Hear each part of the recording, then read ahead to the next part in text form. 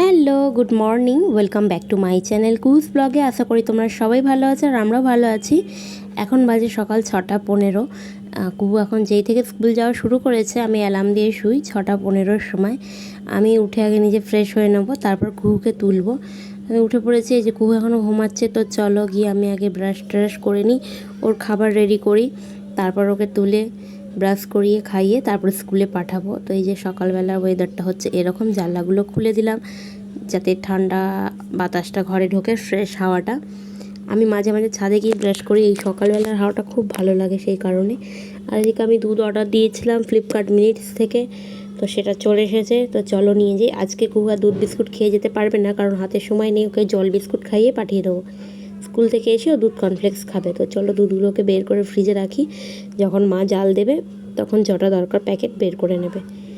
তো কুকে জল বিস্কুট খাই রেডি করিয়ে চলে গেছিলাম স্কুলে দিতে। এই যে স্কুলে সব লাইন করতে বলেছে, এক একজন করে ভেতরে যাবে যাতে সবাই একসাথে ঢোকে, সেই কারণে লাইন দিয়েছে।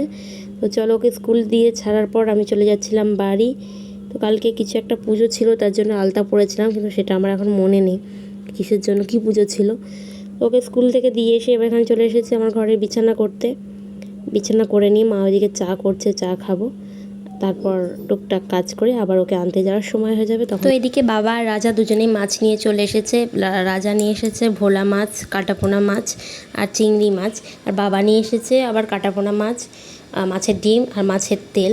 তো যাই হোক, মাছগুলো বেছে নুন মাখিয়ে দিয়েছি। এবার এখানে চা চলে এসেছে। তো চলো, চায়ের কালারটা দেখেই বুঝতে পারছি চাটা বহুত টেস্টি হয়েছে। তো সকাল সকাল চা এই যে আমি ঢেলে দিচ্ছি সবার কাপে, ঠাম্মা, আমি, রাজা, মা, চারজনে। তো চা খেয়ে শেষ করে কুকে আনতে যাওয়ার টাইম হয়ে গেছে। কুকে নিয়ে চলে এসেছি, নিয়ে এসে এখানে কুকে একটু পড়তে বসিয়ে দিয়েছি। ঈগল পাখি, তারপর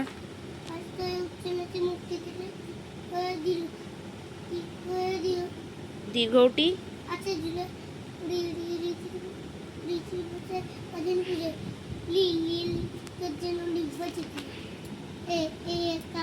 দুপুরে খাওয়া দাওয়া করে উঠিয়ে দেখি আমাদের পাড়ার মধ্যেই, আমাদের পাড়ার শিব মন্দিরে রুদ্রনীল ঘোষ এসেছেন ভোটের প্রচার করতে। উনি এখানে শিবপুর বিধানসভায় বিজেপির প্রার্থী হয়ে হিসাবে দাঁড়িয়েছেন। তো এখানে আমরা গেছিলাম, আমার নিজস্ব এসে যেছে আমাদের সঙ্গে সেলফি তুলেছিল।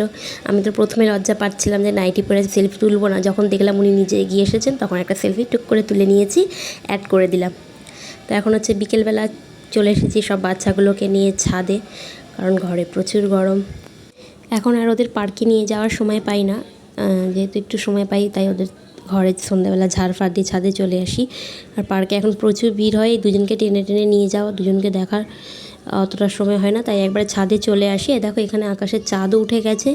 আর এইদিকে আমাদের মলু অনেক দিন পর বেরিয়েছে, এই মলুকে নিয়ে খেলা হচ্ছে, দৌড়াদৌড়ি করা হচ্ছে।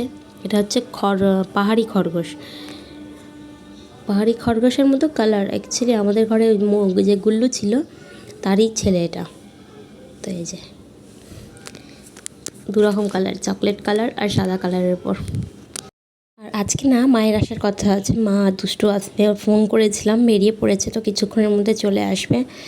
আর এদিকে হচ্ছে মাঠে সবাই খেলতে চলে এসেছে, দেখো ফুটবল খেলা হচ্ছে। আর মারাও বললো আসছে, চলো দেখি, মাকে আমি ক্যাপচার করবো। এই রাস্তাটা দিয়ে আসবে, ওপর থেকে আমাদের দেখা যাচ্ছে। এই দেখো দুষ্টু ঢুকলো, তো চলো এই দিক দিয়ে দেখি। এই যে দুষ্টু মিষ্টি হাতে নিয়ে ঢুকছে, তার পিছনে মা ব্যাগে সব কী সব নিয়ে আসছে, দেখা যাক। চলো, ছাদেই আসবে মা, আবার চলে যাবে। এই যে চলে এসেছে ছাদে। দুষ্টু কই? দুষ্টু কোথায়?